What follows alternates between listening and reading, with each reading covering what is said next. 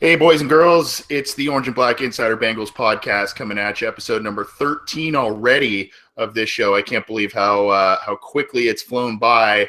Unfortunately, you're not viewing this show, or I hope you're not viewing this show as some sort of jinx, given its coinciding start with the Bengals' 2-4 start with the 2016 season. But we'd like to think that, though we know quite a bit about the Bengals, that we don't really have that big of an effect on how their season goes. I'm joined this week by Connor Howe and Scott Schulte. Scott, after a week off, I know you got a lot of things going on. How are you doing? Good. Just trying to get through everything, and pretty much looking forward to a win. I think last time I was on, we were coming off a victory, so I'm kind of hoping. Well, there you go. Good luck charm right here. Come back on the OBI and turn things around. Yeah, and congratulations on the new home purchase. That's awesome news, and hopefully you get that all sorted out. Connor, how are you, my West Coast comrade? I'm ready for all the Vontaze Burfict drama to be over. That's where I'm at. Yeah, I think everybody's in that same boat. We'll talk about Vontaze Burfict and all of the things that have happened really over the last 3-4 days with him. And this week has been quite an interesting one for Vontaze Burfict and the Cincinnati Bengals. The Cincinnati Bengals unfortunately traveled to Foxborough to take on the New England Patriots and came out with another loss, their second in a row. They are now 2-4 on the season, as I mentioned. Obviously, guys, you saw this game on the calendar, and you knew when Tom Brady was returning this offseason based on his suspension. It didn't look like a very winnable game. Marvin Lewis is now 1-6 against New England. Scott, is this a product of Marvin Lewis still not being able to beat the good teams, the quality teams, or is it, hey, you know what? It's just a tough game, and it was a tough matchup for the Bengals, and that's the way it goes. What are your thoughts?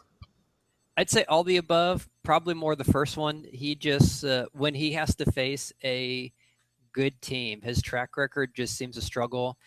And a lot of folks have said primetime. They've kind of gotten over the primetime hump recently, but you look at some of the primetime games. It was the train wreck known as the Dolphins this year. It was the Browns. Right. Was it last year? So it's not really primetime. It's just more when they're playing a quality opponent. Usually, and with the parity in today's NFL, quality opponent means you have a good coach.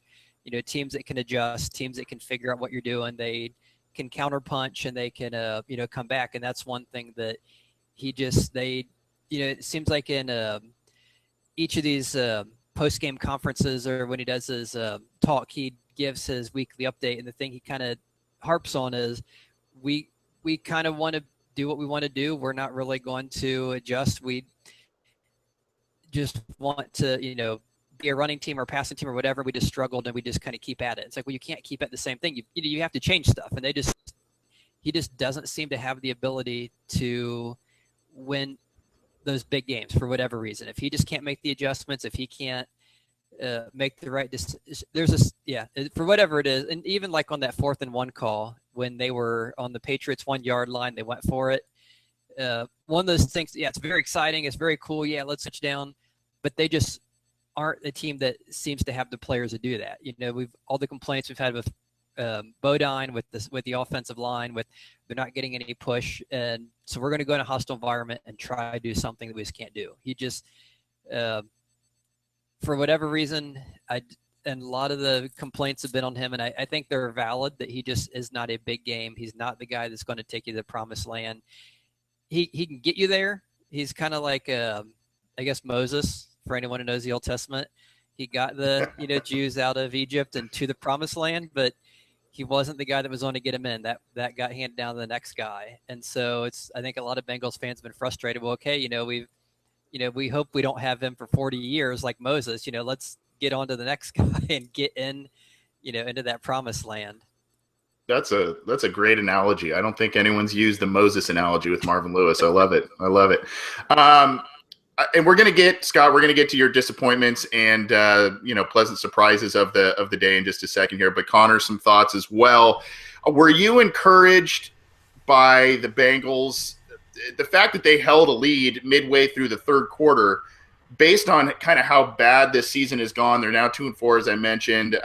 Were you encouraged by what you saw, that the Bengals actually held a lead, and some questionable officiating really got the New England Patriots back in the game, as well as Scott touched on, Bill Belichick using adjustments, and the Bengals not so much?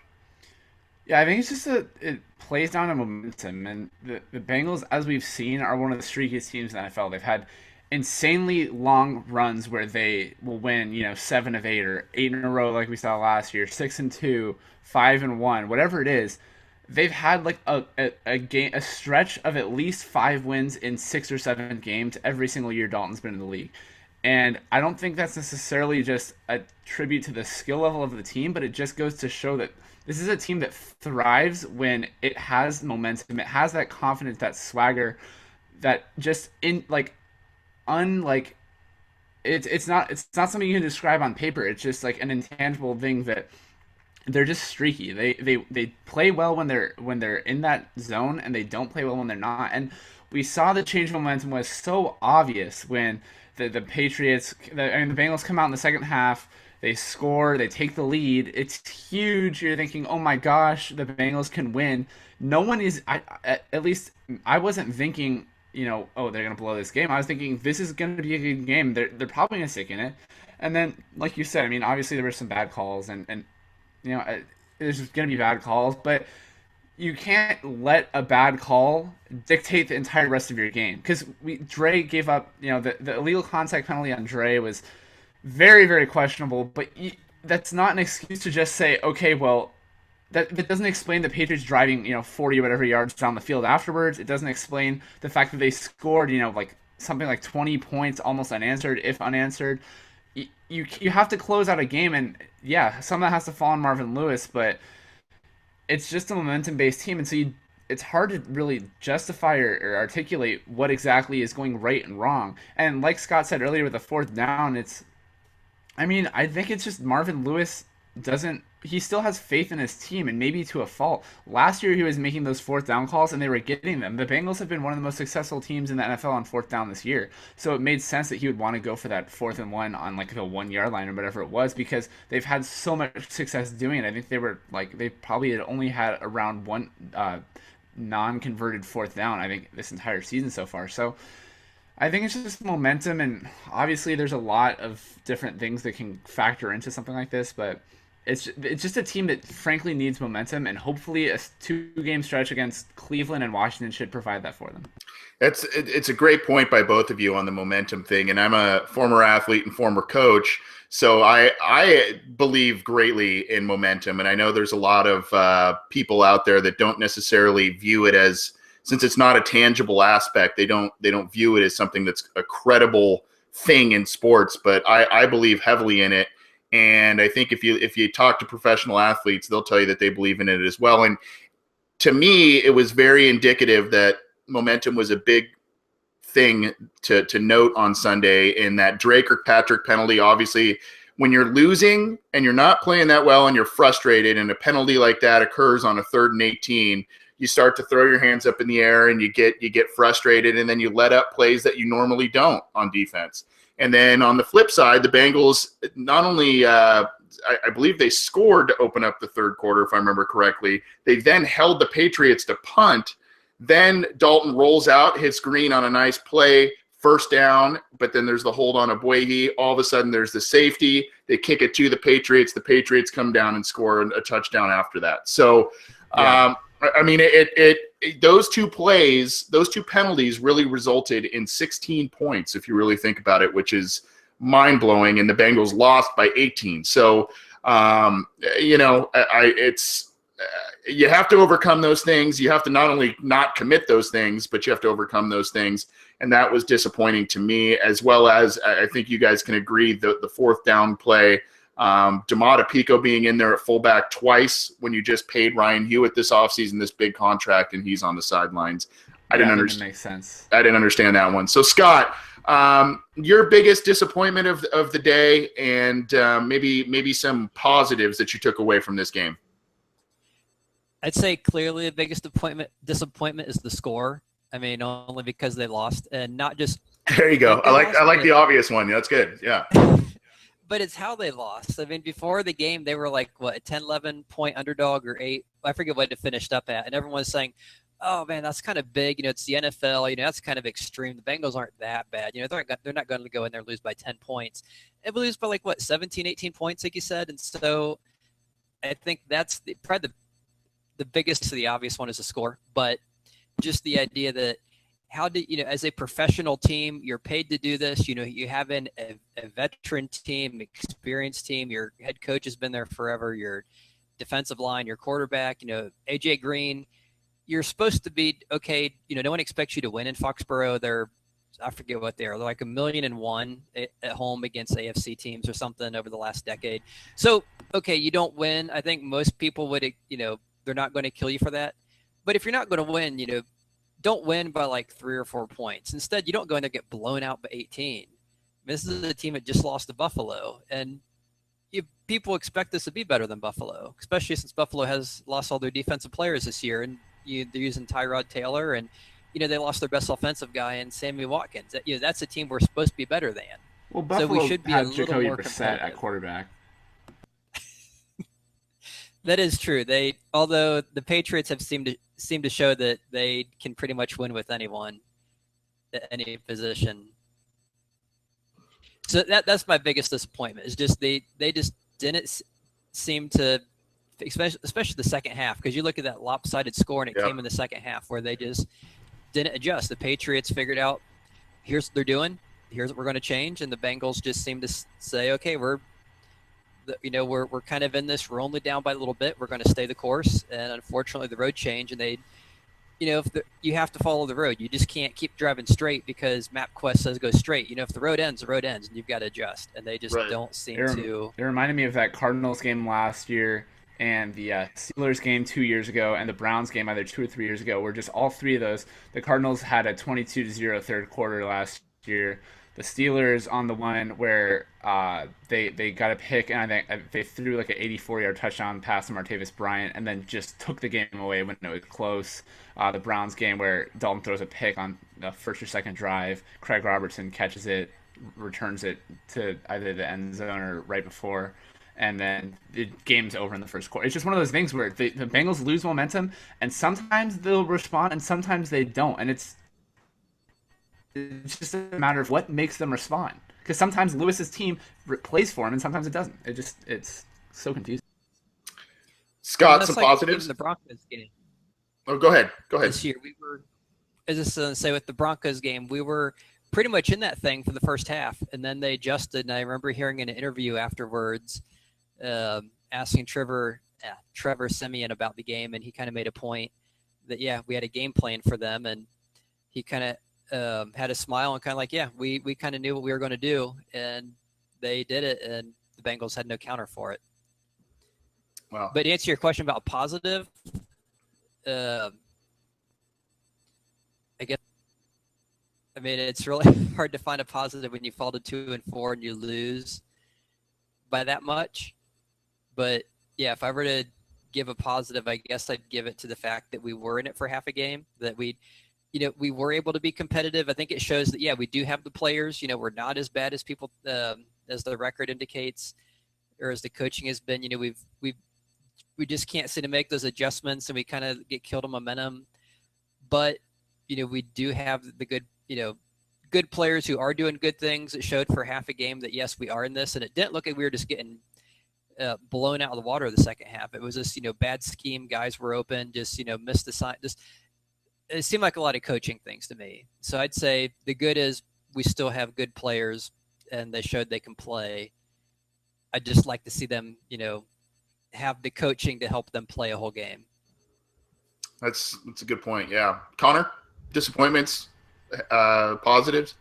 Yeah. So it's disappointments is pretty obvious. And for me, I think as someone who's covered the team, I'm sure both of you can relate, it's just the whole national storyline of the whole Vontaze Burfict, and I'm not going to be the one to say whether his plays or whatever were dirty. The one on Bennett looked, it's just the biggest frustration as a fan is that all of these plays that happen with Burfict get slowed down to like a third of the speed that they're at, and of course, anything that at 1/3 speed or a quarter speed, 1/2 speed, whatever, everything looks so deliberate, but it's not like players are thinking in the same like time that the frames are going at when people are watching these videos. And so, I mean, regardless of whatever happened, like whatever Burfict's intentions are on the Martellus Bennett play, he dives in the back of the dude's knee on a pump fake for Brady. So either A, he's dirty, or B, he bit on a pump fake to the point where he literally just ran for like 5 yards with his head down trying to tackle a guy. And granted, Brady had made a similar throw to Bennett 2 plays on the last 2 drives, but that shows an insane lack of instinctiveness for a linebacker who's supposed to be known for how instinctive he is and how great of a player he is. He's not playing to the level that he's been playing at in years past, and so it's definitely concerning on that front.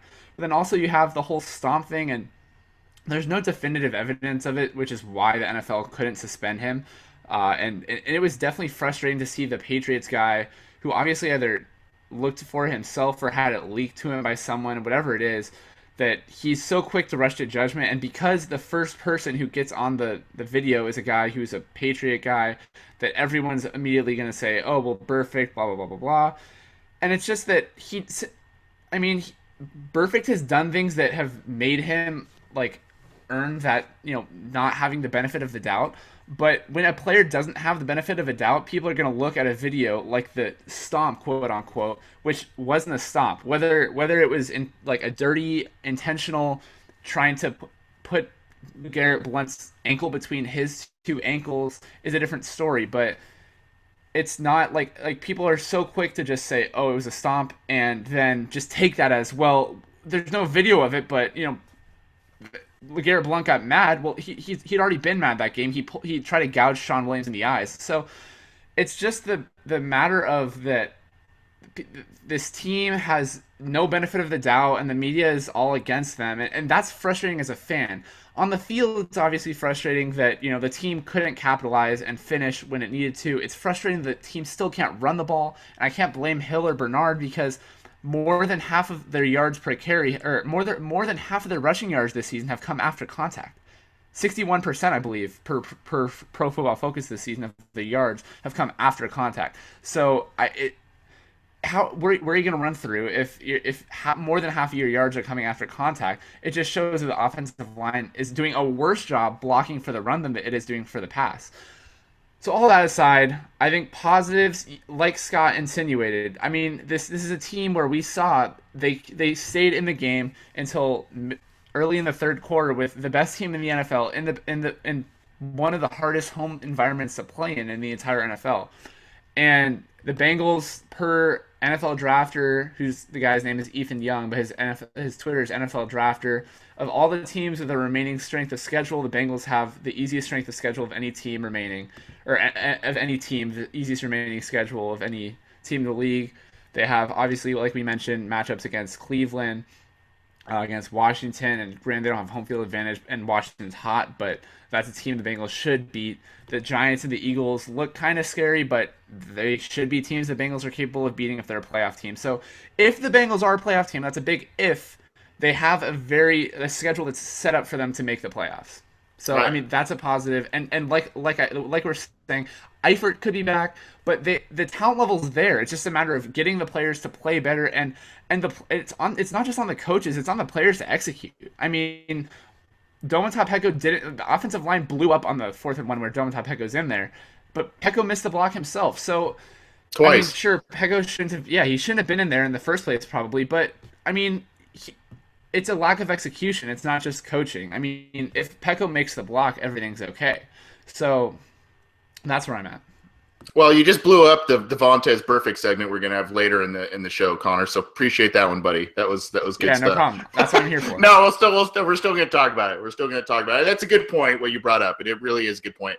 I'll just be quick about it. I mean, my negatives, I would say, have to revolve around a lot of what Scott said and some of the coaching decisions. The Domantap Peko in at fullback instead of Ryan Hewitt, a guy you've paid well and trained as a fullback to just for that type of situation, and not just once. It didn't happen once, it happened twice. And then the fact that there were times where it seemed so difficult for the offense to gain yards, and it wasn't so much that the New England defense was so stifling.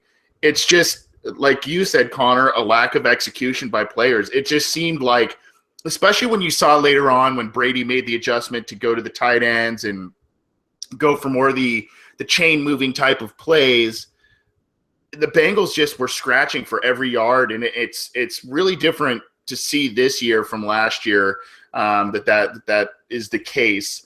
I will say on the positive side, I thought the pressure that was brought up front against Tom Brady early and in the first half was exactly what this team needed, and I think it's exactly why they were ahead as long as they were, because they were pressuring and hitting Tom Brady. Bill Belichick's team made adjustments.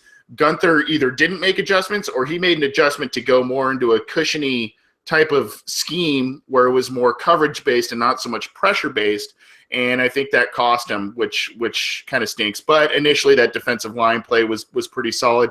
And I also like the trio of wide receivers. Tyler Boyd made some great catches. Brandon LaFell made a great catch in the end zone for a touchdown. And leads AJ the team in touchdowns, has as many touchdowns as the rest of the entire team has combined. Yep. So he had a great touchdown catch. AJ Green made a couple of great catches as well. So those are my positives and negatives and our review of the Bengals loss to the Patriots. If you have questions, comments, or want to sound off on your impressions of the Bengals loss to the Patriots, you can get in touch with us on Twitter at BengalsOBI. You can get in touch with us via email, theobinsider@gmail.com. You can download the show on iTunes. You can also subscribe to our SoundCloud and YouTube channels to get all of our content. Thanks for all of you who have been downloading it and checking it out. We've had quite a few views and downloads, and we appreciate that. So check out all of our content there. Let's move on. Before we talk Browns and Bengals coming up here, just a couple of quick housekeeping notes. The Tyler Eifert did return to practice this week, so that's good news. He probably let's everybody knock on wood. He probably looks like he might return this week after the ankle issue and then a subsequent back issue.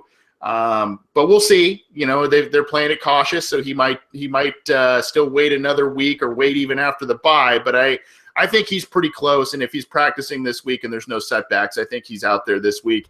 Vontaze Burfict, aside from all the different ancillary noise that's going on with the stuff that happened in the Patriots game, he was carted off the field on Wednesday with an ankle issue, but all indications, it looked very scary apparently, but all indications are he'll be okay, and he should be out there practicing on Thursday and should be suiting up on Sunday. So just a couple of news and notes with the injury report with the Bengals. So guys, let's talk about the Bengals and the Browns.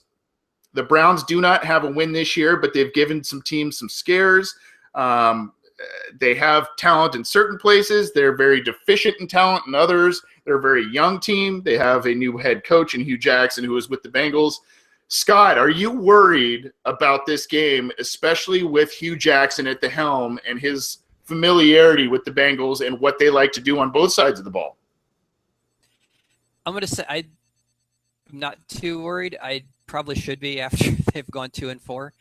But if they are a playoff team, a home win against a winless Browns team is something I think that they have to come away with. Just like with the Miami game, Miami I think we won 22-7. We pretty much shut them down outside of the one blown assignment in that first drive that Kenny Stills or whoever it was. So I would assume we have to have more of the same thing. And if you look at the Browns roster, it kind of makes that Dolphins roster look like a Pro Bowl. I mean, they've had 5 different guys play quarterback: Kessler, McCown, Griffin, Whitehurst, and Kessler hasn't been too bad though.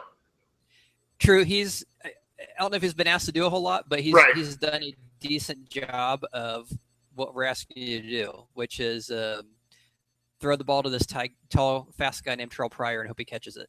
And it's been working. But of course, they've gotten no wins from it.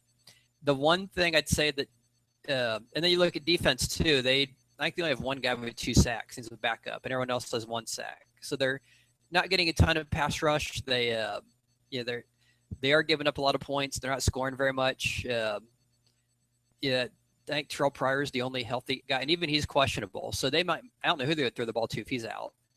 But the one thing I would say that if there's any concern, it's got to be that Hugh Jackson is doing what he did in Cincinnati with Giovanni Bernard and Jeremy Hill.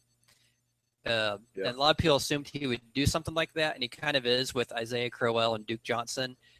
Both of them are averaging 5.2 yards a carry, which is pretty impressive when you consider that outside of Joe Thomas, they more or less gutted their offensive line after the end of last season.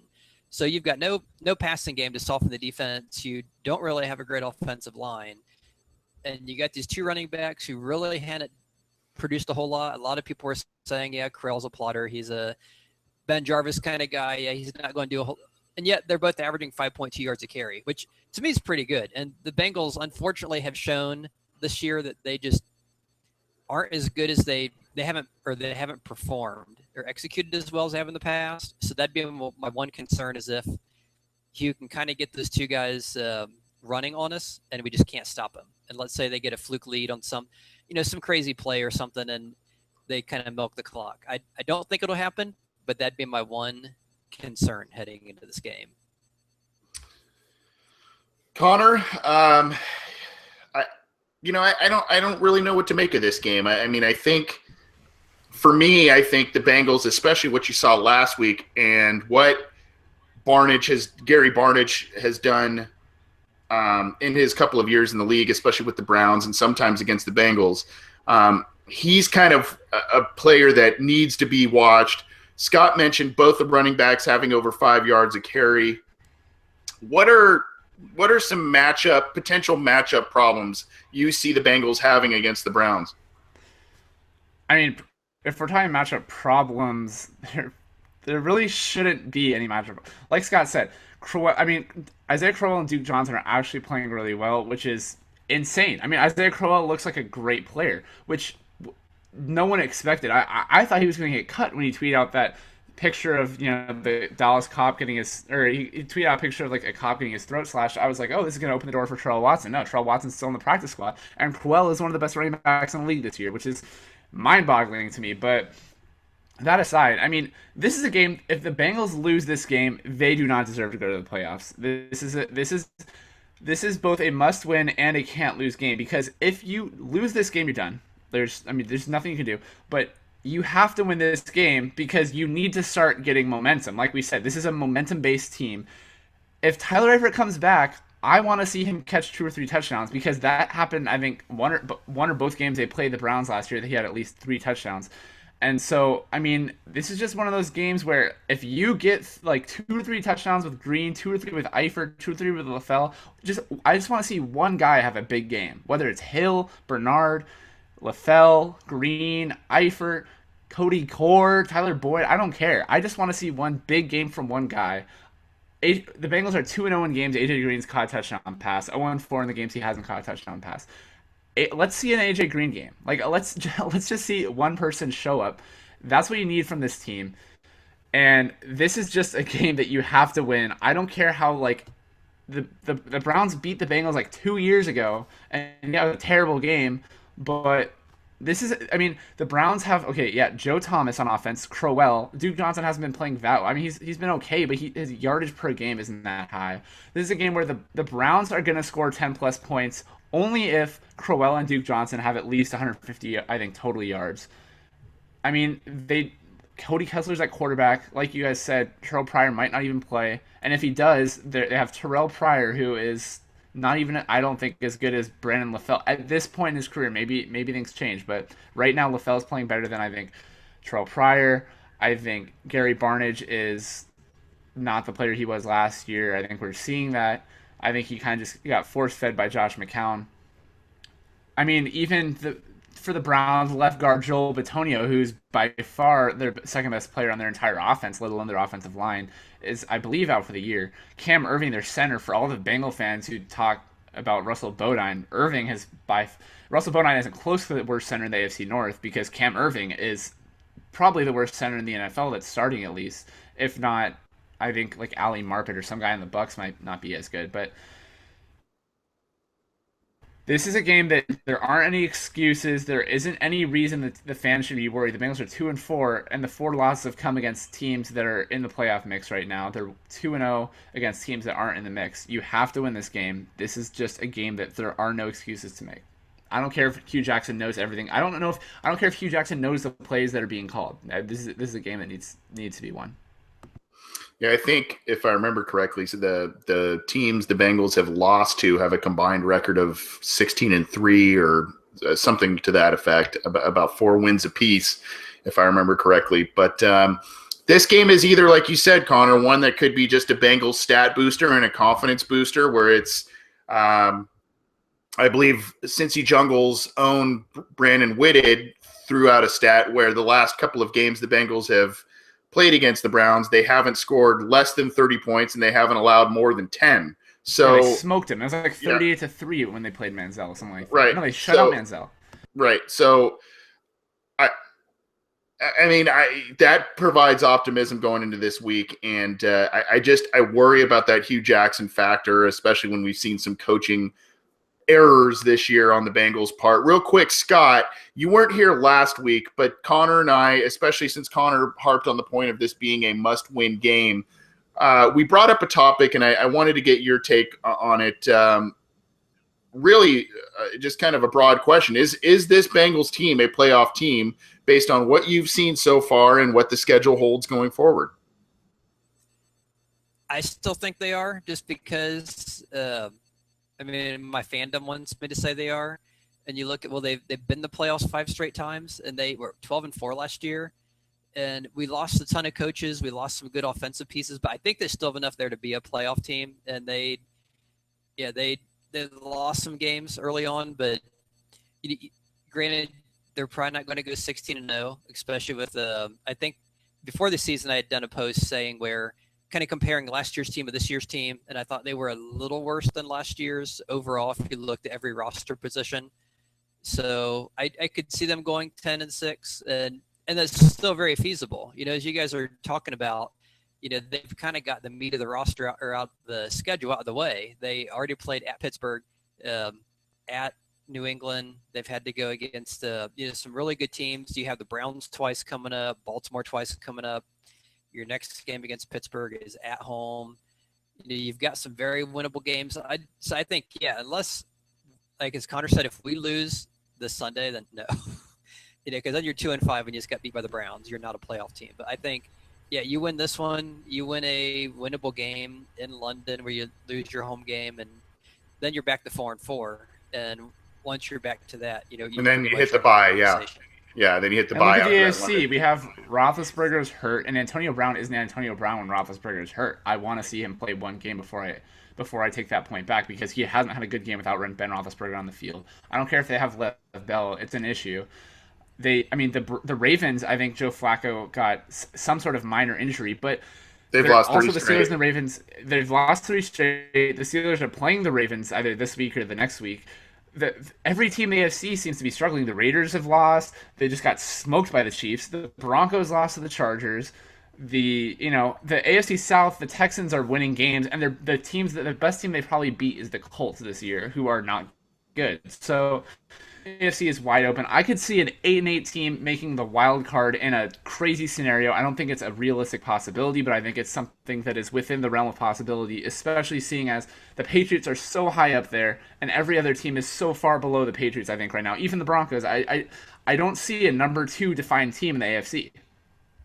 Well, as we talked about last week, Connor, it's really about how the Bengals end up playing towards the end of the year and what the record is going to be looking like towards the end of the year and not necessarily at the beginning. So if they play better football down the stretch, if they start beating not only the teams they're supposed to beat, but start beating, beat the Steelers later in the year and beat the Ravens at least once, if not twice, those are the games that they need to start winning. But it does start this Sunday as the Bengals travel to Cleveland to take on the Browns.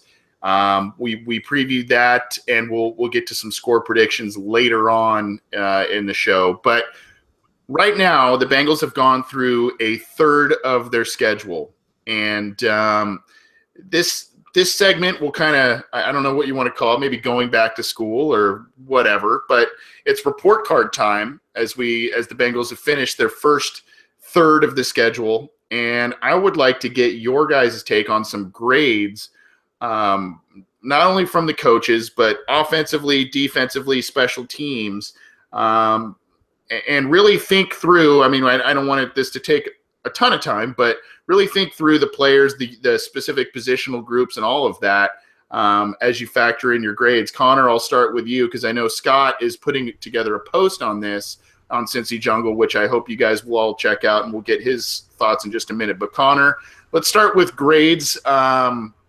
Give me your coach's grade to start. And why?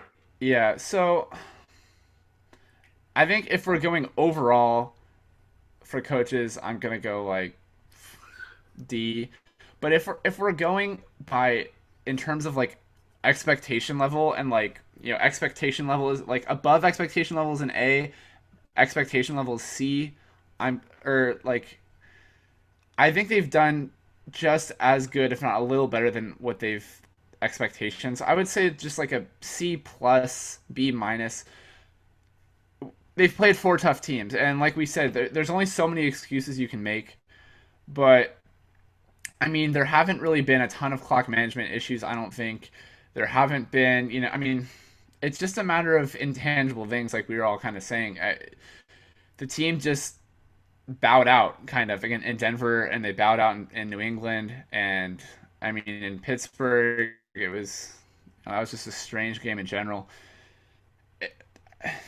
I really don't know what to make of the coaching staff. I don't think Zampese is half as bad as people are making him out to be. I think he just is dealing with an offense that has a ton of new pieces and a lack of continuity on offensive line. And I don't know who to blame for the offensive line. I can't just point a finger because I don't know who. Like, I don't think anyone who is watching the Bengals truly knows what is to blame for the offensive line.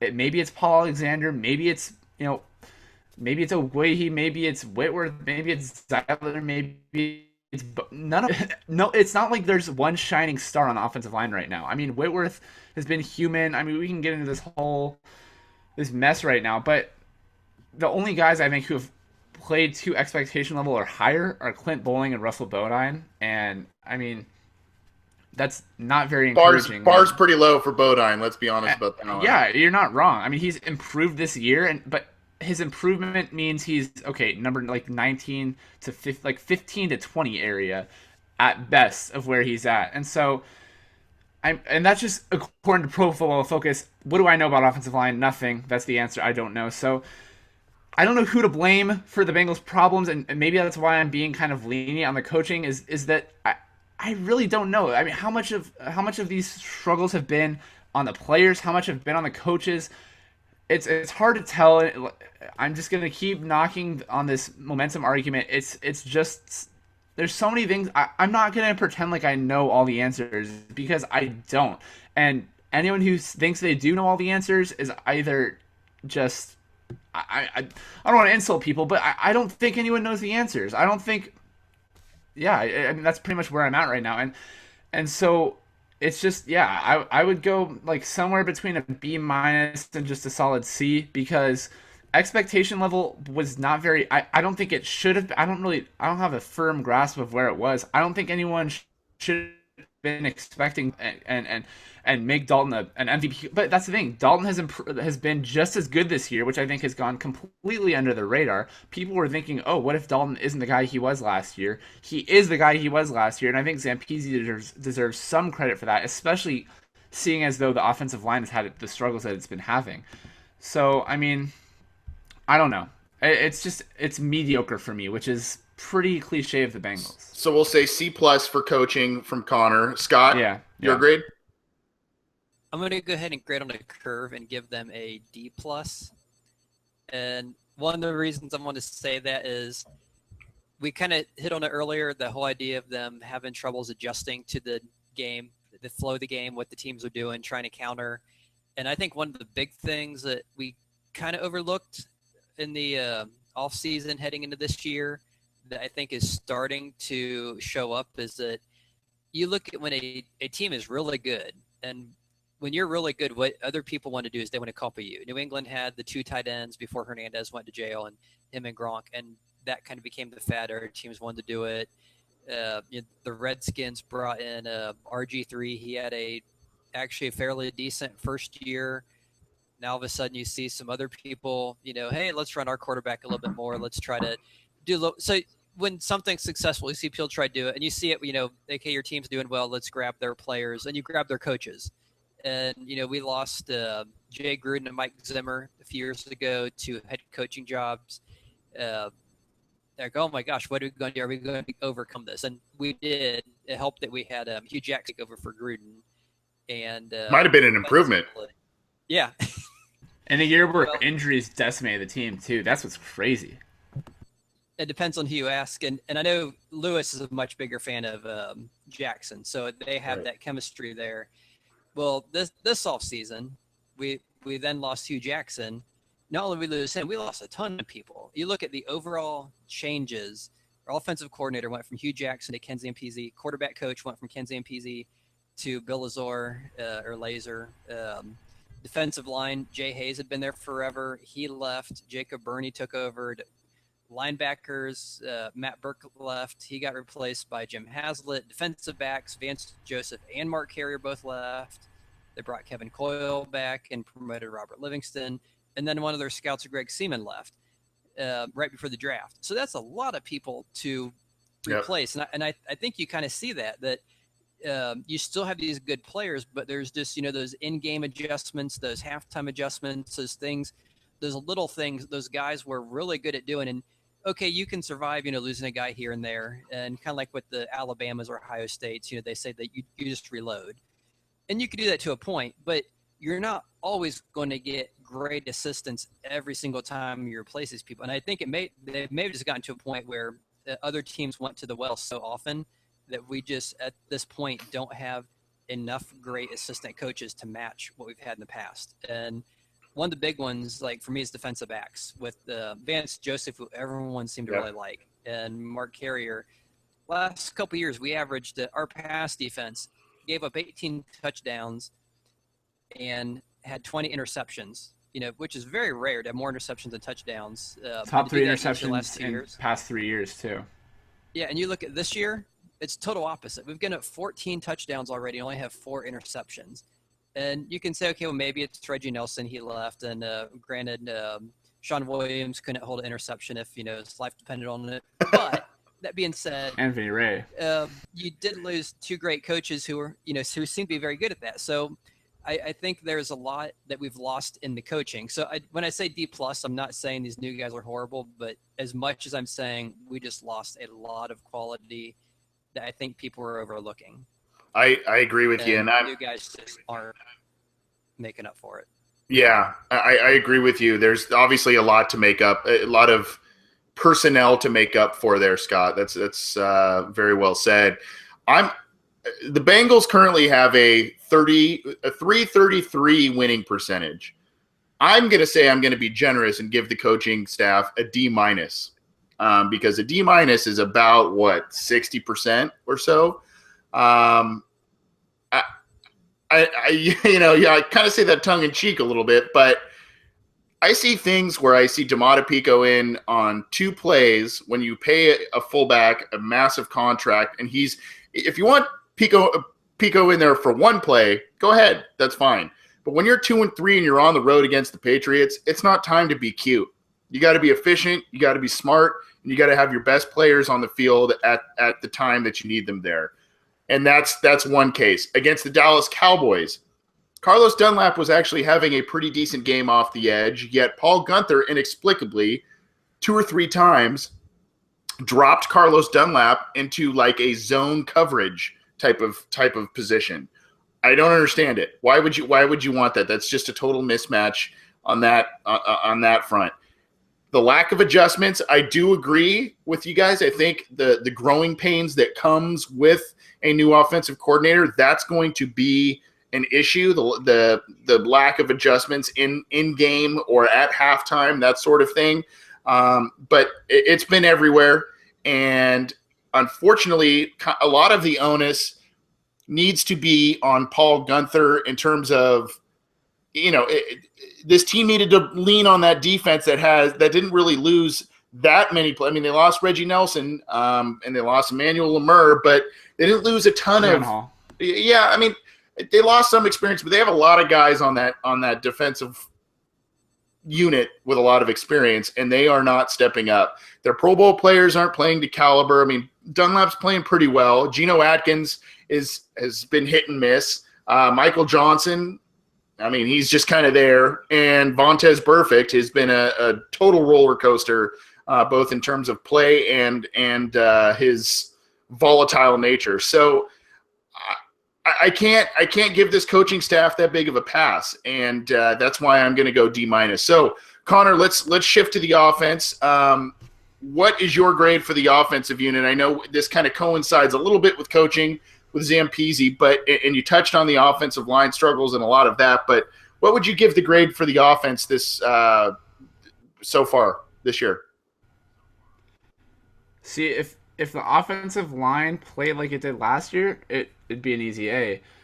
But you have to take every single position into consideration, and the offensive line makes me want to give them a bad grade. I mean, Brandon LaFell, like I said earlier, has 3 receiving touchdowns, and that's as many receiving touchdowns as the entire rest of the team has combined. And that's not good. That's not saying, oh, Brandon LaFell is having a great year. That's saying, how in the world does A.J. Green have 2 touchdowns through 6 games? How in the world does Giovanni Bernard have 1 touchdown? And how in the world do no one else on the team have a receiving touchdown? The running game isn't playing well, and I can't completely fault Jeremy Hill and Giovanni Bernard when they're getting more than half of the yards after contact. The offensive line is killing this team, and I hope that things change. I really do. I don't think that substituting players is going to be something that's going to help the team, or pulling guys. Maybe it's a realignment and you get Whitworth at left guard and move Bowling somewhat. I don't know. But the offensive line is gonna make me give the offense a C. And I say that because, like I said, everyone else aside from the offensive line deserves a very high grade. Dalton's played well. Green needs to be a little more consistent, but he's been one of the best receivers in the league this year. Brandon LaFell has completely blown through his perceived ceiling. I mean, people were saying that he was going to drop every pass that came his way and that he wasn't even going to make the final roster. Tyler Boyd could be better. I just got to go C. Everyone is at an A for not the offensive line. The offensive line is at an F because it's just you expect Whitworth to be Whitworth. You expect Zeitler to be Zeitler, especially when their 2 best players are the guys who are playing so much lower than their perceived playing level, and in the fact that it's a contract year. So what this whole contract year thing, I just don't understand it. Okay, so Connor goes C for the offense. Scott, what grade do you give the offensive unit through the first 6 games? I'd have to look at last year. This team averaged over 26 points a game.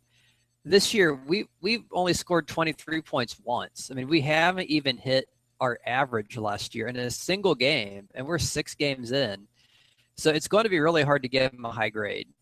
I will say a couple people I've been if I was grading on a curve, there's always that kid who wrecks the curve.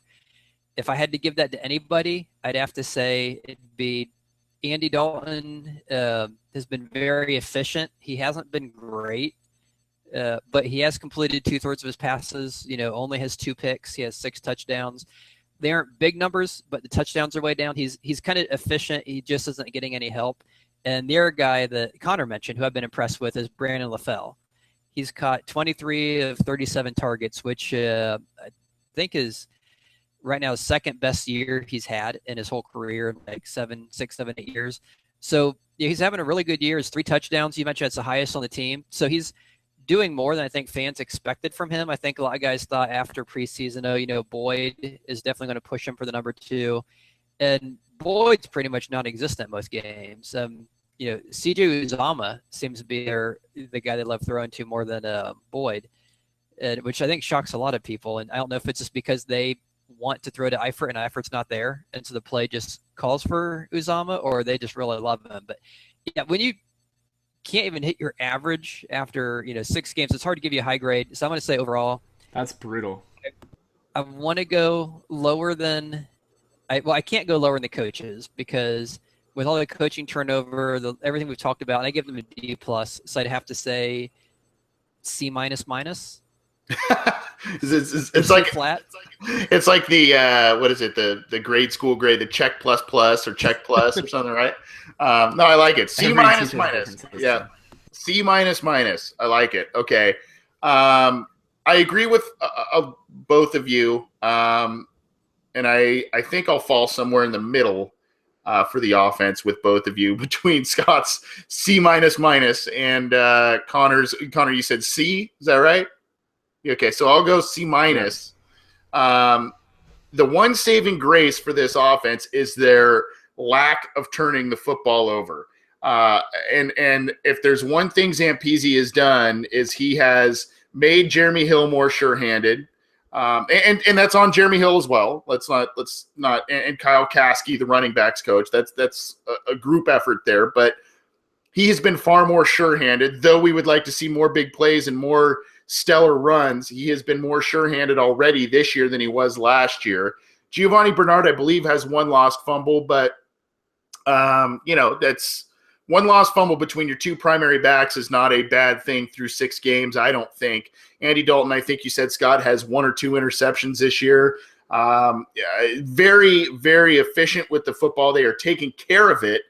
The problem, and you would think when they're that efficient with the football and they're taking that good care of the football, that it would translate to so many more wins. But they're terrible on third down. They're terrible in the red zone. They can't get creative when they need to get creative. And when you see Zampese get into these Hugh Jackson-like formations with the 3 linemen up front, and then they split them out wide, and then they bring them back in, it's still a predictable swing pass type of play or a screen pass to a wide receiver, and it hasn't worked to the same success as it did last year. So for that, I think just because the turnovers have been minimal, and that's great to see, especially under a new coordinator, but the lack of explosive plays and the lack of big plays on third down and in the red zone, to me, gives a C minus for me on the defense, or on the offense, excuse me. Let's transition to the defense, though. Connor, your grade for the defense so far this year? Defense is the trickiest one, and I think that it has to do with the fact that the defensive line isn't putting up the numbers it put up last year. The linebackers are not doing anything. But there have been improvements. We saw Will Clark and Marcus Hunt early in the year show pretty encouraging signs of progress. Drake Kirkpatrick has been a different player this year. I know people are going to say he hasn't been, but that's even in the New England game, he was the best corner on the team aside from the one penalty, which was pretty questionable at best. So, I mean, there have been improvements, and on offense, there haven't been any players who have, like we said, LaFell, has played better than his perceived ceiling. Russell Bodine has improved, but he hasn't improved to the degree that Dre has. Dre has been a very good corner, an average or better corner in comparison to being one of the worst in the NFL Pro Football Focus metrics last year. He only allowed 1 touchdown last year, but he wasn't useful in run support, and he very often gave up 7, 8 yard, 10 yard completions and gave opponents first downs like very frequently. And I mean, it's just, I see the improvement from Kirkpatrick, and I see that they're playing without Reggie Nelson, who was a huge part of the defense last year. They're playing, I mean, the same excuses you made on offense, I guess, but they have a lot of young players that are, or I should say, inexperienced players who are seeing the field. On offense, you have Uzama and Boyd, but it's not nearly the extent of having, and they have Ogwe, who's a first-year starter, but it's not nearly the extent of having Sean Williams, who's a first-year starter, having Hunt and Clark in on the rotation, having Dansby, who's new to the team, having Vontaze Burfict out the first 3 games. It's just, and Ray Maluga just honestly not being capable of playing in an obvious passing situation. You have to make the most of your limited resources there. And so I'm still even trying to think of a grade here, because there have been bright spots, but I think the defense has been just as disappointing as the offense. I mean, they gave up a ton of points to Denver. They didn't play very well against, Pittsburgh or New England. Like, they've played great at times, but it's such a huge inconsistency. I'm gonna go D plus. D plus for the defense from Connor. Scott, your take on the defense so far through the first 6 games for the Bengals? Yeah, when you're 2-4, I mean, it's real hard to give you a good grade, and I just feel I'm like the teacher. I just feel kind of bad constantly giving them a bad grade on everything. So I'm going to try to see if I can find a reason to be more generous. I just am not sure if I can. When I look at last year, I think going into last week, they were first in the NFL in points against, and I think Seattle beat them by like 0.1 points. They were, I think, third because the week 17, I think, screwed them because they lost. I think they were behind Seattle and Denver. Like, they were first points entering week 17. Yeah, they were up until last week. They were first. I think they finished like 17.2 points against or something this year outside of the Miami game. And we already kind of hit on how Miami is just has all sorts of problems. Outside of Miami, they've given up at least 22 points every game. 22, 24, 29, 28, 35.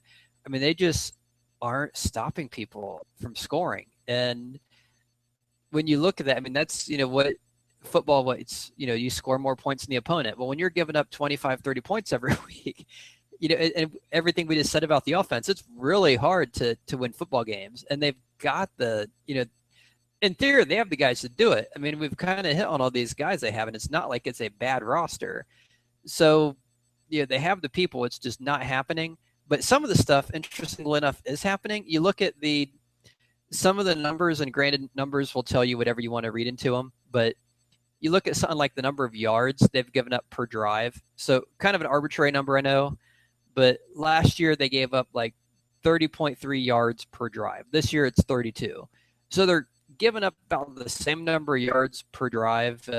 Passing yards per game is roughly the same last year versus this year. It's like 247 or something like that. The big difference is just the points. They're just giving up a lot more points. And I think part of the reason, if I were trying to analyze everything and try to figure out what's going on here, I think part of it is the offense is killing them, because last year the offense was scoring a lot. And when you score a lot, you really kind of dictate what your opponent has to do. You go up by 2-3 touchdowns, you force them into throwing situations. The defense can play that. They know, hey, we're up by 2 scores. We can pass rush more. We can scheme a little differently because we know you have to catch up. Well, this year when we can't, get a lead or keep a lead, and it's the amount of minutes the Bengals had a lead this year is pretty much non-existent. And when that happens, the offense can pretty much do whatever they want to. They want to run, they want to throw. You're kind of on your heels. You aren't allowed to be you can't be as predictable in guessing what the opponent's going to do. So I think that hinders them a lot. And when the team's punting all the time and not on the field very long, doing 3 and outs, you're on the field more. So you're getting worn down more. You're on the field more often. You don't have the benefit of being able to know what the offense is going to do because you force them into playing from behind. You're letting them play from ahead. So they're able to play on schedule. They're able to script things, do what they want to do. So I think a lot of things have kind of worked against the defense this year. So I'm going to be a little more lenient, and I'm going to give them just a C, kind of right in the middle of the C range. Okay. C from Scott for the defense. It's actually a pretty accurate assessment, Scott, because, I mean, if you take into account yards per game as the rankings for the Bengals defense, they're number 15 overall. They're number 17, I believe, against the pass, and number 20 against the rush. So, I mean, a C, and by the way, that's me trying to match all your impressive stats, Scott, in case you were wondering.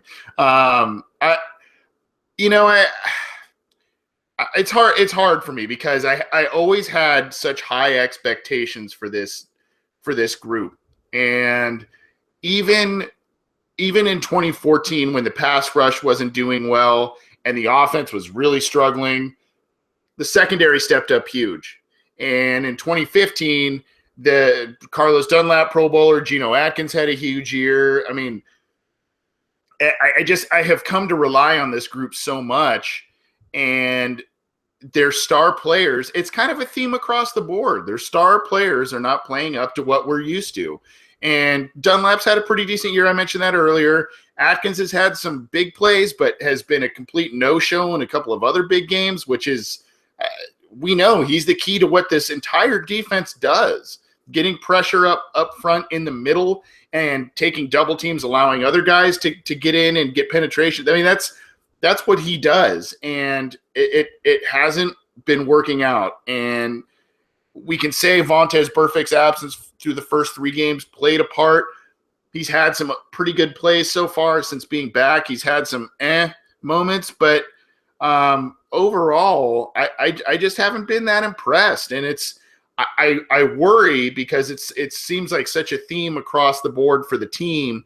I just worry if this hangover effect from what happened last January is sinking into this team. And, if messages have gotten stale, I mean, this is a whole nother topic in its own, but I just worry about that a little bit. I'll go C-. I mean, they're doing enough to keep the Bengals in the game for the most part, but like I mentioned, some coaching decisions on defense by Gunther earlier with Dunlap playing in coverage. There's been some big rushing performances, especially by Ezekiel Elliott recently. So I guess I'll go C- for the defense based on. I think what makes the defense so hard to grade is the fact that what can make things better. Like on offense, we can all say until Eifert comes back and let's say he doesn't perform well, that we can always have that, oh well, Eifert might come back soon. We always have the guys are young, Cedric Ogbuehi and Tyler Boyd. Maybe time will heal this. Maybe it's just a continuity issue, and maybe things will not get. What about this defense is going to get better? I mean, Iloka and Sean Williams are not playing as well as the Bengals need them to play. Nope. They need the defense to force turnovers. They need the safeties to cover and allow the corners to be aggressive, and they need the safeties to be aggressive and make plays on the ball. And what's going to get better? And I think the only possible solution is either Vontaze Burfict or Geno Atkins lights a fire around the defense and everything. Again, that's just you need your best player to play up to his potential. Why is he not doing that right now? And yeah, Burfict isn't the best player on the defense, but he's a guy who, when he's on his game, the entire defense rallies around him, whether or not he's even playing well. It's some weird thing it's just some weird intangible thing. But like I said, it's just one of those things where the offense, there's so many we have a new offensive coordinator, we have Eifert. There's so many excuses, I guess, is for lack of a better word, that we can make about, well, there's still time because of this, and we know what the issues are with the offense. But the defense can't stop the run, which has been an issue for so long. The defense just lets inferior quarterbacks take advantage of it. It's just something that what's going to get better. How are the linebackers going to be able to start covering? I mean, Nick Vigil isn't I don't really know what to expect of him, because as we've seen with so many Bengals, it takes time for the Bengals young players to play well. And I don't know if that's a matter of just rookies in general or just young players on the Bengals, but so many rookies or first-year starters struggle in Cincinnati. And I really don't know what to make of that, but the linebackers are not covering well, and that's a huge, major issue with Gronkowski and Martellus Bennett making plays all over the place. The Garrett Blount running on them, Ezekiel Elliott running for 80 million yards against them. It's the linebacker play is the one thing I think that really needs to improve. But even with that, it's like you need Geno to get the sacks, you need the safeties. There's so many different things that this defense has us wanting more. Whereas the offense, we've seen the offense has at least been able to move the ball on the field, and it can't convert in the red zone and on third down. And those are adjustable things. But what on the defense is a correctable thing that they're doing wrong? And there isn't really anything, which is frustrating. Yeah, and unfortunately, the Bengals have relied on their draft process, and in doing so, have relied on some players for heavy roles and given them big contracts that they may or may not have deserved, while not dipping into free agency, at least with splashy type of signings. I mean, they did get 2 guys that have kind of been contributing, Dansby and LaFell, but for the most part, it's kind of keep their own. And they've done that, and it hasn't really, worked out so far this year. But we'll see. There's a lot of time left. Real quickly, let's wrap this up with special teams. There's not a ton to talk about here, and not to degrade any of you who are special teams players or anything. But Connor, you're great on special teams based on Mike Nugent and Kevin Huber and all of the group there. I'll give it a B. And I say that because Nugent is really carrying this team. He is, he's perfect on field goals of less than 50 yards, which is really what the Bengals have come to know about him. And that's why they didn't go for a guy like Roberto Aguayo or another kicker, is because they know what they're getting with Nugent. And short of 50, you're pretty sure it's going to go in, and anything of 50 plus is probably not going to go in. And maybe a kick or two swings one way or the other from inside 50 or outside of 50. But Marvin Lewis knows he has Kevin Huber, who's very good at pinning opponents deep. I believe he's a third of his punts have been downed inside the 20, which is very, very impressive. He's always been pretty good at that, and his net yards are down compared to years is the past 10 years or whatever. But I think that also, like we've been saying earlier, it has to do with the offense not driving. It has to do with the defense just putting the team in poor field. I mean, the offense and the defense are just not playing well, and the coaching hasn't been as good as it's been in years past, and so it's hard for me to give the special teams a bad grade when there really hasn't been. The special teams hasn't given up a huge returning touchdown to my knowledge, or to my memory, I should say. And Kevin Huber shanked one or two punts, I mean, Alex Erickson is so frustrating to watch too, because we saw such a great preseason from him. And I mean, Brandon Tate has had a better year returning than all three of the Bengals returners, Alex Erickson, Rex Burkhead, and Adam Jones. And Adam Jones hasn't been playing well either as a return man, which is pretty surprising. And Erickson has caught a lot of fair catches inside the 5 or 10 yard line, and in a year where the touchback is at the 25-yard line, the Bengals' average starting field position is probably just around the 20-yard line, which take more touchbacks. I'm sure opponents are intentionally trying to make the Bengals return it because they haven't broken off a long return yet. I think their longest on the season on kickoffs is under 25 yards or 26 at the most, which is insane. So, I mean, yeah, I'll give them a B. Okay, B from Connor. Scott, special teams grade? Yeah, I'm kind of on the same boat as Connor is on that. I think if you look at overall, as far as the kicking, Huber is solid. Nugent is off to one of his best years since his second year in the league. He's 13 to 15, and Connor mentioned both the misses are long misses, and that's kind of expect from him. I think when the season's done, he could probably end up in the low mid 80s, which for him is pretty good. And he's been doing a little better than that right now, so that's been good. The coverage has been fairly decent. I don't want to say it's been great as far as kickoff and punt coverage. The punt and kick returning has just been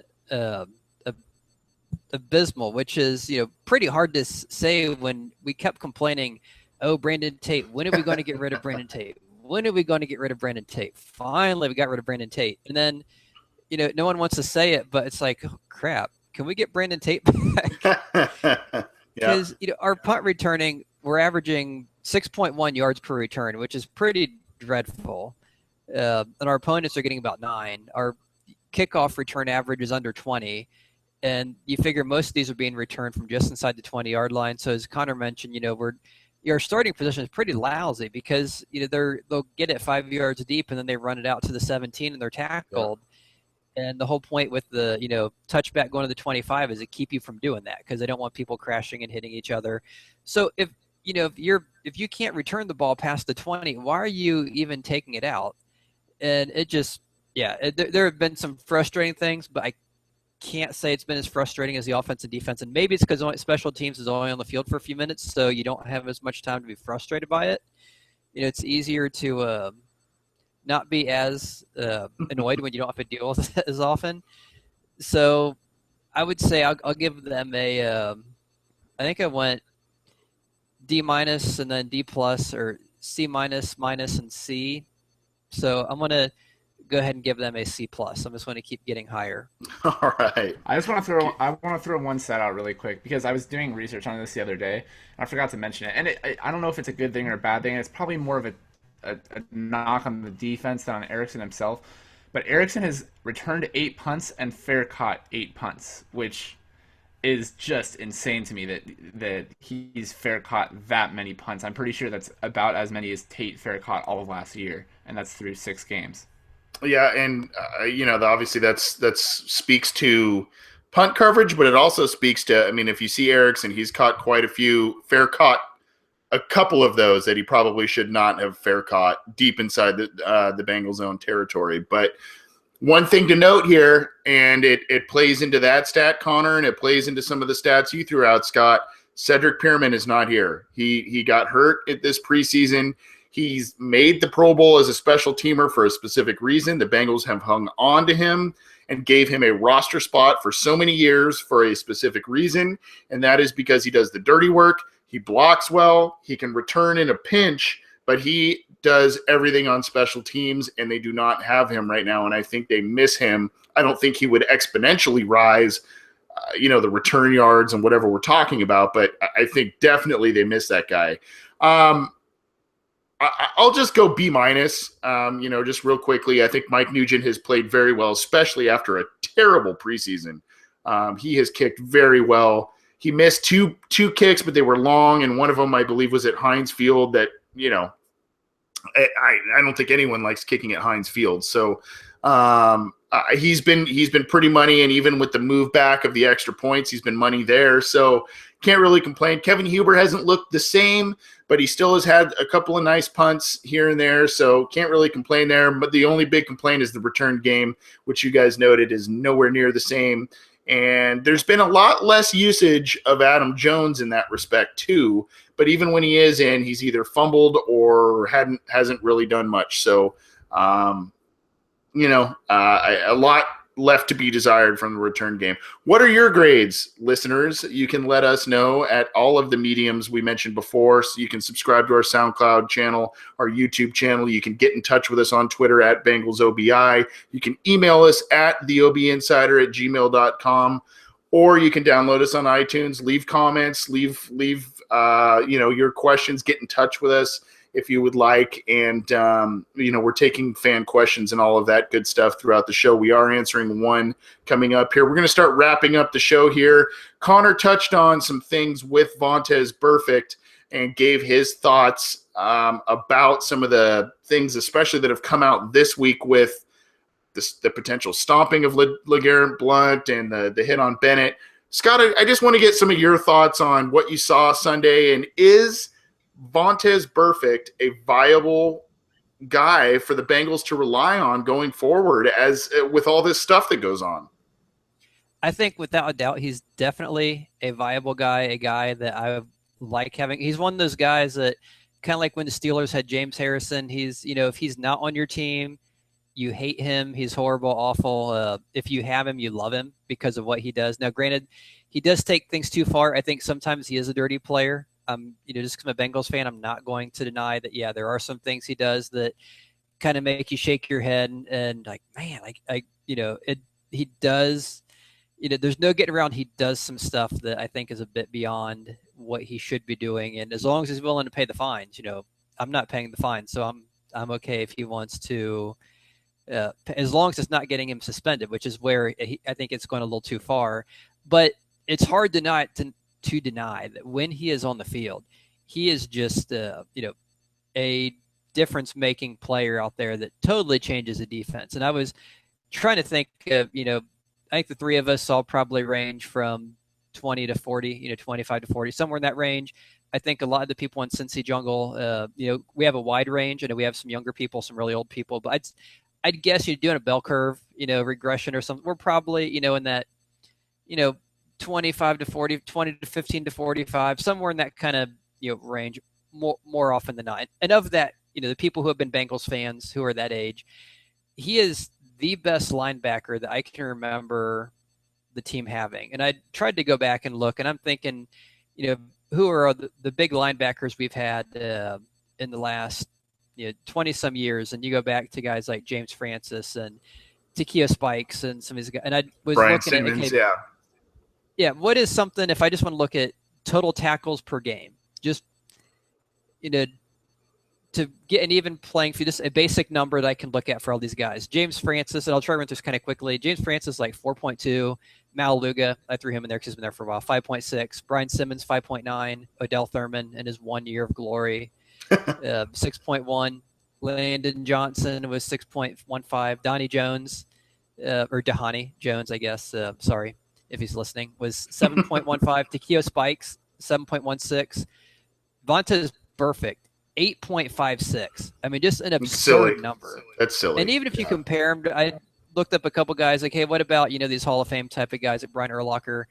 Urlacher's in like the 7s. So, Burfict is way up there, just, phenomenal as far as what he does on that defense. And not just tackling, but you look at him like in pass defense, and you wouldn't think a guy that ran a slow 40, it looked out of shape, that no one wanted to draft, is a pass defense guy, but he's just so instinctive. And even that play he had early in the year when he made, I can't remember who it was against, maybe the Broncos, where he knew the play was, the defense told him to do one thing, but he did something different. I think it was Miami. He was trying to beat Miami. the quarterback. And yeah, because he wasn't in the Broncos. And so those kind of things, he just knows how to do those things. And when he hits you, like, you can tell the opponents feel it. He's just such a difference-making player who is so productive. And I think he is he's not the cleanest guy. He's probably not someone that's going to do commercials for, soap after he retires, or shampoo, because he's, has that dirty. So I don't know. Perhaps he will. Maybe it'll be a thing. If he does, if he wants to give me a cut for pitching that, I won't complain. Yes. If Scott needs to be in the marketing department somewhere, I think. Or maybe he'll do that show Dirty Jobs. There you go. Replace that micro guy. But yeah, if he does that, it's hard. I'm not going to say he doesn't do that, and I just wish he wouldn't cost the team, missed games by doing that. But it's hard to. I just can't, like, when he's there, the number, it's hard to go and look at. It's hard to ignore the numbers, and then beyond the numbers, when you watch the games, you see there is a difference. The team responds differently. They seem to get the ball quicker. They are a better team by far with him in that linebacking core. Yeah, and the defense is even more fiery. I mean, you just see it across the board. I like to use when I think of him, I just think chaotic. And I think not only chaotic for an opposing offense, but potentially chaotic for the Bengals, and his nature of, getting penalties that hurt the team and missed games that hurt the team. Connor, just one final additional thought based on what you had said earlier. I had written a post even after the implosion that the Bengals, Scott kind of referenced it a little bit. After the Bengals lost to the Steelers in the wild card, I referenced a post that even though Adam Jones and Vontaze Burfict can be deemed as dirty players or guys that are hotheads and cost you games or whatever, they're still, because of their attitudes and their nastiness, they are still guys you want on your team. Given Burfict's suspension that we saw this year that he had to serve, and then the actions we saw on Sunday, do you still agree that he is still a guy that you want it on the Bengals team, and you as a fan and a writer want to continue to defend? I maintain that the play on Bennett, I don't think was dirty at all, and I think that got totally blown out of proportion. I think the craziest part of that was the announcers, either Dan Fouts or Ian Eagle, saying, "Oh, it looked like he tripped." Like, that was the one thing that we all knew did not happen. He either intentionally did it or he did it because he bit on a Brady pump fake. And after this whole game, I stayed up very, very late at night writing a post on this, just because it's a player I feel very passionately about. I don't like the fact that everyone is so quick to get on their high horse anytime Vontaze Burfict does anything that could be perceived as controversial. It's just one of those things that really frustrates me. Because I mean, let me just run you guys through the exact media cycle that happens and I wrote about this in a post that I wrote. But literally, the exact same thing happens anytime Burfict makes a questionable hit. And let me be the first to say that he has made bad plays. The Max Williams hit was the worst play he's made, in my opinion, in his career. I think the one where he seems to dive low on Ben Roethlisberger, that was bad. The ankle twisting was bad. Like, there are plays that have been bad in his career, but like we saw in the Steelers game, the one where he sacks Ben Roethlisberger and then he is like getting off of Ben Roethlisberger, and it looks like he's like trying to put his weight on Ben Roethlisberger's shoulder in slow motion, but in real time, it just looks like he's getting up. But if you slow it down, it's oh well, he looks deliberately trying to hurt Ben Roethlisberger even more than he already did.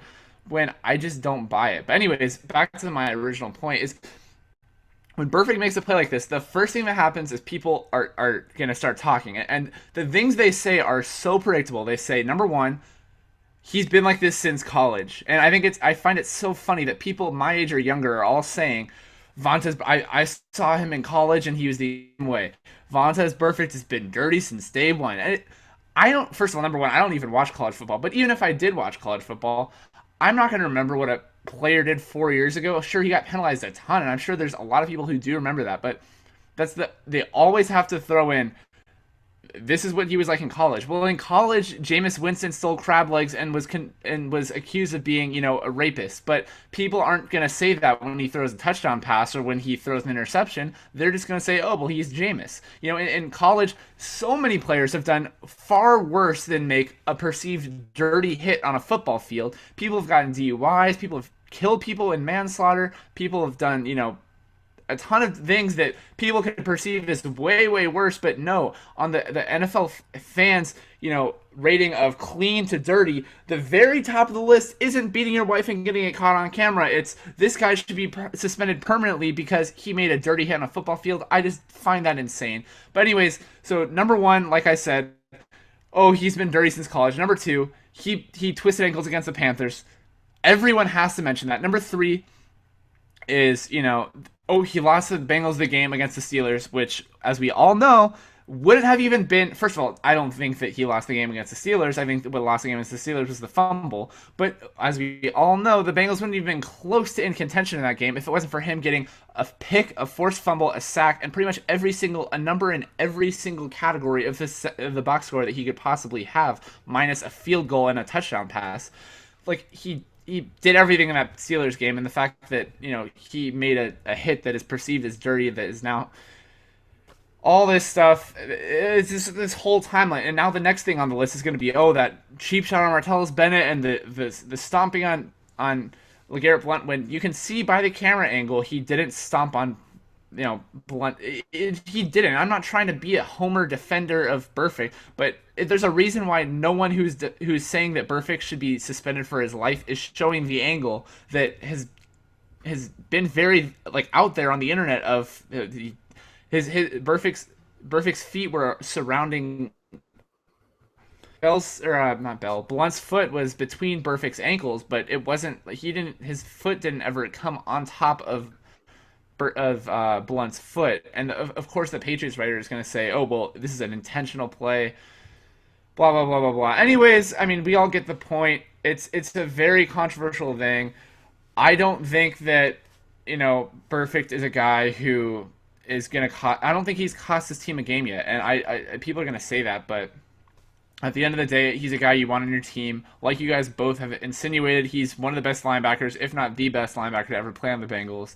He could be a Hall of Famer. He never probably will be because of the reputation that he has, but that's just where he's at. And it frustrates me beyond end because number 5 or 4, whatever the number on the list is that he's a thug. That's the thing that everyone has to throw around. He's a thug. Got stabbed 13 times when he was in high school. He grew up without a father. He accidentally burned his house down when he was a kid because he was playing with matches or a lighter that was lit up, and he basically escaped gang violence by playing football. But no, he's a thug because he makes a play that we as, people on our couch perceive to be dirty at the end of the day, which is just absolutely beyond me that a guy like Sheldon Richardson will drive, 120 plus miles an hour with a kid in the backseat and a bunch of firearms illegally possessed on the floor and drugs in the car, and he gets a 1 game suspension, and his reputation takes almost no hit, if any hit.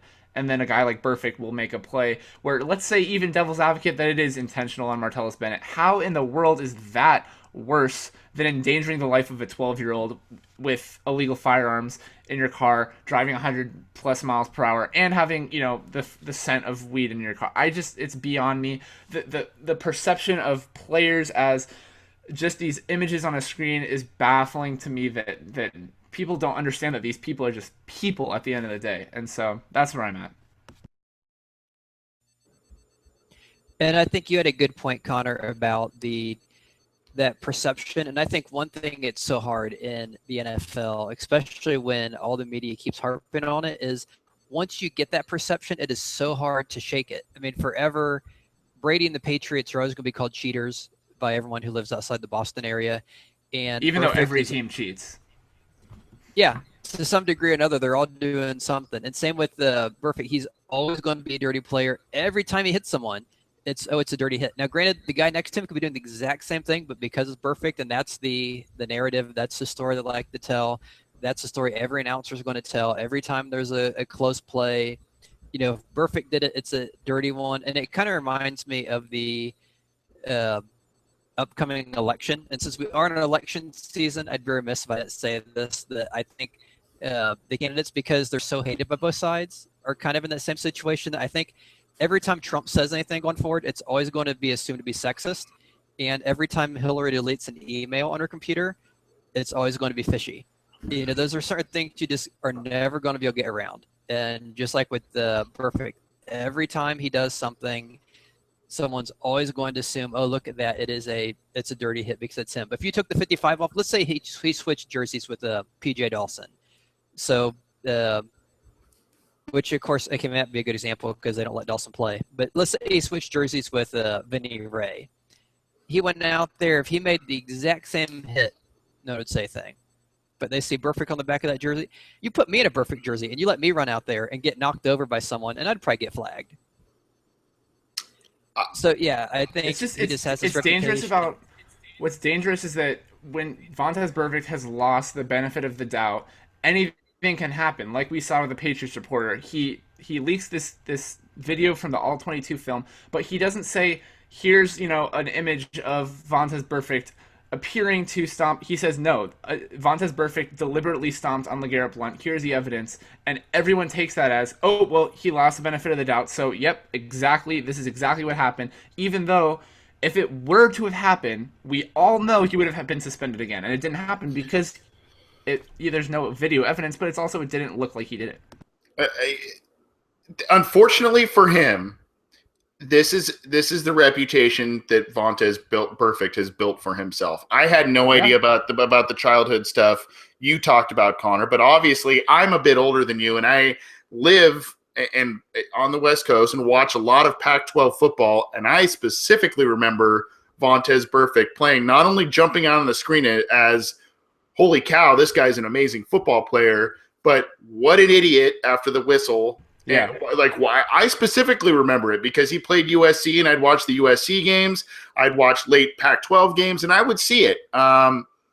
Later on, I kind of viewed him as a guy like, wow, I would really like the Bengals to have this guy because he brings an attitude that the Ravens have long time employed, that the Steelers employ on defense. And I don't really like hockey, but to use a hockey term, he is an enforcer. He is a goon. He is a guy that a defense, and he's a throwback to the 1960s and 1970s at the position. He's a guy that just knocks people around. He plays with reckless abandon. Unfortunately, in 2014, it got him knocked out of the entire season. But I really like what he brings to the Bengals in so many respects. But if it continues to get him out of the lineup, I don't know what else. I don't know what else the coaches can do. It's a valid point. It's a valid point. I think it was Scott that said it, that he's a guy you love to have on your team, but every other team hates. And you know what's great about that is that means he's good. Not only is he dirty, but he's good. And I think that brings such a swagger to the Bengals defense that has been missing for so long. And unfortunately, we can't get to one fan question this week, but it revolves around linebackers, and we'll touch on this real quick. Marvin Lewis, for all of the great things he did in Baltimore, as great as a defensive coordinator he was for 1 year in Washington, and all the linebackers he developed at those two places, he doesn't have the greatest track record of developing linebackers in Cincinnati, and this is probably his prized pet project. And, you get the bad with the good with him. And unfortunately, Burfict, I find him to be a very interesting guy and a very good football player, but he happens to dislike the podcast associated with and the website Cincy Jungle. He's blocked quite a few of us on Twitter, but if he's listening, he hasn't blocked me on Twitter. No, yeah, we're still waiting for you to get verified, Scott. So, at any rate, that's just kind of you got to take what you get what you get with Burfict. It's quality play and it's hot-headedness and some questionable hits. What I worry about is if this team does continue to lose this year, what is his temperament going to be as the year goes on? Because all Vontaze Burfict is known in the NFL is a winning team and a playoff team with the Bengals, and a very stout defense that helps his skill set. So if the Bengals continue to lose, I am a little worried about what Vontaze Burfict might do on the football field as frustration builds inevitably across the talented Bengals team. But that's Connor, do you have an additional thought? Yeah, past 3 Super Bowl champions. Denver Broncos had Aqib Talib, an enforcer. Patriots had, what's his name? Collins? What was the dude's name? Oh, well, I mean, Jamie Collins is good, but no, the Patriots had an enforcer on defense. Can't even think about it. But Minkovic? Anyways, moving on. No, I mean, no, I can't think. Somebody. Seattle had Cam Chancellor. I mean, the Patriots had Revis. I mean, the Giants the Ravens had Ray Lewis and Ed Reed. The Giants had JPP, Justin Tuck. Every team has a guy like that, and it's not necessarily a guy who necessarily gets penalties, but it's just a guy who gets his team to play around him. And I think one more thought, which I totally forgot to mention in the whole list of Vontaze Burfict things, is any time that the announcers turn on the Bengals, you immediately recognize it because Adam Jones's name changes from Adam to Pac-Man. We saw it on Sunday. We saw it against the Steelers. No one calls Adam Jones Pac-Man, but when the Bengals make a play that's perceived to be dirty, immediately they start calling him Pac-Man Jones, and then the camera starts panning to Burfict, and even when he's not involved in a play and players are scuffling, they're going to make it all about Burfict. Even though, Gronk is taunting Drake Kirkpatrick and Adam Jones and not even talking to Burfict, people are saying, oh, Gronk and Burfict are getting into it because Burfict just wasn't taking it from Gronk for his teammates. Well, that's our thoughts on Vontaze Burfict. If you can sift through them all, we've got quite a few, but he is a very polarizing player to say the least. And hopefully he starts to rein in not only some of these perceived dirty behavior that you see on the field, but also continues to have that enforcer mindset. It's kind of a fine line to walk, but hopefully he finds the balance there and maybe starts to unblock some of us at Cincy Jungle and on this podcast on Twitter, because I would love it. He's my boy. Vontaze, unblock me, baby. We're pretty nice guys, I think. But let's get out of here. Score predictions. Scott Schulte, this Sunday the Bengals go to Cleveland and take on the Browns. What's your score prediction this week? I'm going to say you have 2 struggling offenses and 2 struggling defenses, so something's got to give. I'm going to say it's got to be the Bengals. I think the roster is better all around. So I'm going to say 31-7 Bengals. Okay, blowout.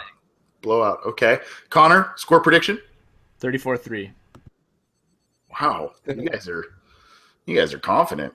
Good Lord. They need a win. They need a win. And by the way, you just like totally prices righted Scott. Did you notice that? Like he was like, I went up 3 points. Yeah, you were like 31-7. He was 31-7. Oh, 34-3. I was thinking 38, but I was like, no, they're not going to score 5 TDs. Oh gosh. He's going to say $1.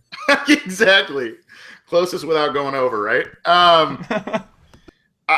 I think it's going to be closer than both you guys think. I do think the Bengals win, but I'm going to say 27-17 Bengals. I think Kessler's going to do some things that frustrate the Bengals. It might also be in garbage time, but I just don't see, based on what the Bengals offense has shown us so far this year and their defense, I don't see this being the same, single-digit Browns score to into the 30s with the Bengals. I just don't see it, but I do think the Bengals come out victorious. Hopefully it starts to snowball and get the Bengals on a winning track as the season goes on, and they start winning some more games and get back into the AFC playoff picture.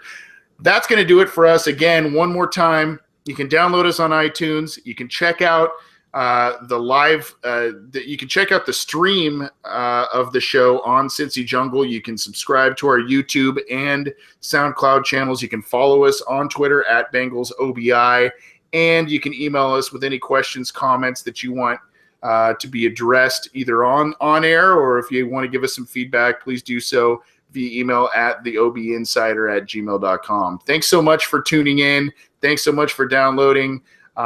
For Connor Howe and Scott Schultze, appreciate it.